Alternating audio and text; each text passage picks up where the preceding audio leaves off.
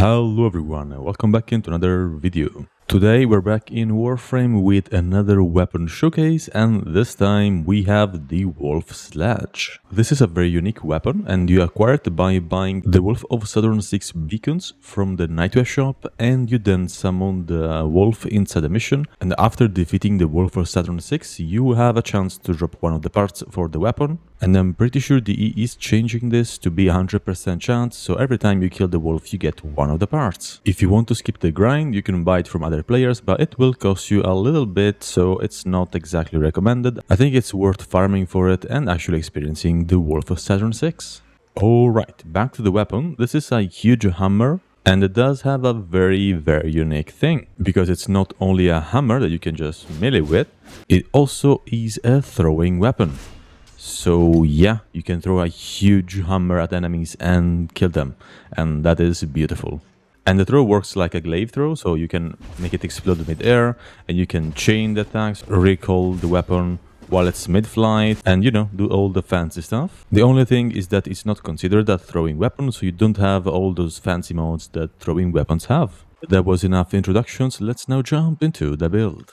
The base stats for the weapon aren't exactly that great. We have an attack speed of 1, a range of 3.1 meters, which is actually nice, a Riven disposition of 4, which makes Riven very good for this weapon, and I do have a very cool one which I will explain later. 70% crit chance with a 1.9% critical multiplier, which is not that great, but it does have 33% status chance, and that is quite huge. The problem is that Slash is not the highest damage type, so it's kind of gimmicky to trigger Slash unless you have a Raven that has a negative impact. And at base, the damage is very high at 414.4. Now the build I'm using looks something like this. I am using Crushing Ruin because it's the stance I prefer because of the forward block E attack, which looks like this, and you can hit like a billion enemies with this combo, and it does move you forward quite a lot, so you can just keep doing this if you want to use the weapon just for the melee part and not the throwing. In my Axilo slot, I'm using Condition Perfection that increases status chance by 100% on 10 knockout attacks, which is quite nice. Then I'm using Condition Overload for more melee damage, depending on how many statuses are affecting the enemy. Blood Rush for 40% crit chance, stacking up with Combo Multiplier. Whipping Wound for 40% status chance per Combo Multiplier. Quickening for attack speed and Combo Count chance, which basically means you gain combo faster. Then I'm using Amalgam Organ Shatter to increase my crit damage and also gain some heavy attack wind up speed, which is nice because we will throw the weapon quite a lot.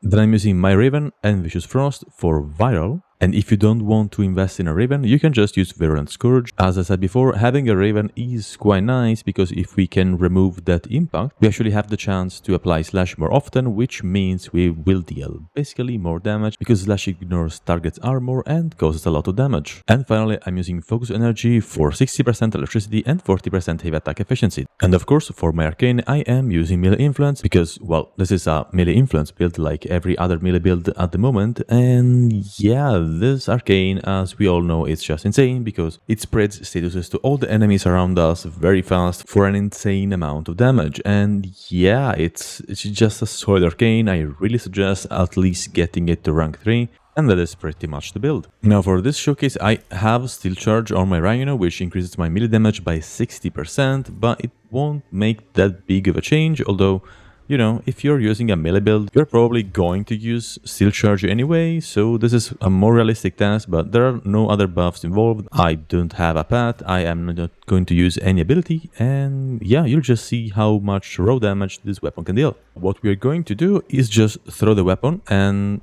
well, that's it. We're just gonna throw the weapon and let it hit all the enemies in its path, and the moment we gain the melee influence buff, yeah, everything just is gone. And we did not get the Tennokai proc, which is a bit sad. If you're having trouble triggering Tennokai like me right now, you can just switch Conditional Perfection with Discipline Merit, and this works a bit differently on this weapon because if you throw the weapon, it only counts the actual first hit, not the bounces that the weapon does. So, for example, I have to do 4 charges to actually trigger Tennokai, and that was the 4th hit. So yeah, even if it hits a lot of enemies while it's flying, that only counts as one hit, so keep that in mind. Or you can just use Dreamer's Wrath, which increases the opportunity chance by 50% and increases the crit damage of Tennokai attacks by 32%. This is probably the best choice in general because of the actual crit damage boost, so we are just going to use this one, but in general, the 100% status chance is better for a status build, which, yeah, it's what we are currently using here. So yeah, use one of the two. From now on, I'm going to use Dreamer's Wrath, and this is the damage you can expect. Of course, only the first hit will still have a chance to trigger Tennokai, but yeah, the moment we trigger Tennokai, everything is dead, and I love that. So let's try again. Let's see if we can trigger Tennokai. Yep, there we go. And yeah, everything is dead. I mean, some enemies survived because they were outside the blast radius, but yeah, what I like the most about this weapon is that whenever you trigger the explosion midair, it launches the enemies so high and so far. It's just amazing, and it looks something like this, and they just ragdoll all over the map, and it's very entertaining. And yeah, in low-level mission, you will just straight up one-shot enemies just by doing this. And in higher-level mission, it's just fun because all the enemies will keep on being, well, ragdolled around. And yeah, it's a very unique way to just CC enemies against, because an enemy that is flying around and being ragdolled, it's not going to shoot at us. Anyways, back to the showcase. Again, we just throw the weapon and wait for the Tennokai to trigger. If it doesn't, the weapon will keep building combo and deal more damage anyways, and yeah, eventually we do that and all the enemies die. And even if we don't use our Tennokai and we use heavy attack while, well, we don't have the Tennokai buff and we do consume some combo, like now for example, we don't lose all the combo, which is nice thanks to focus energy. And that is pretty much the Wolf Sledge build. I did try other combinations of elements and other types of builds, but I didn't find anything else that was, well, as powerful as this build. So if you have any fun builds, leave them in the comments, because I love when you guys just leave comments with new builds that I can test and try for myself. Anyways, I will now leave you guys to the showcase where I test the weapon in a Grenier survival in stealth path for 5 minutes, because I think that is more than enough for a melee weapon. And honestly, a melee influence build is nothing new, so yeah, if you enjoyed the video, remember to leave a like and subscribe for more content. Have a great rest of the day, and bye-bye. Tell me how you're feeling, oh, 'cause I can't feel for you, no. Tell me all your deepest secrets are no fun, and I always wanna know what's wrong, but end up coming off too strong, and I just wanna help. Will you let me in? Will you let me in? Help me, help ya. Help me, help you. I'll do what it takes. I'll make a mistake.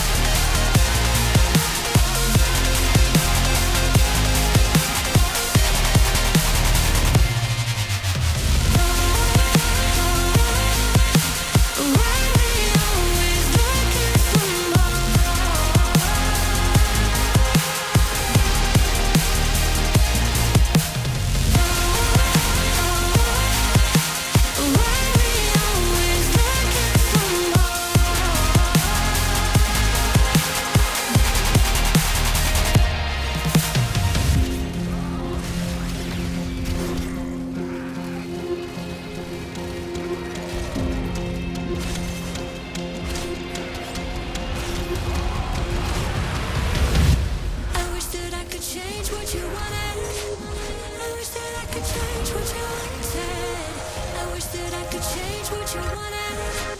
I wish that I could change what you wanted.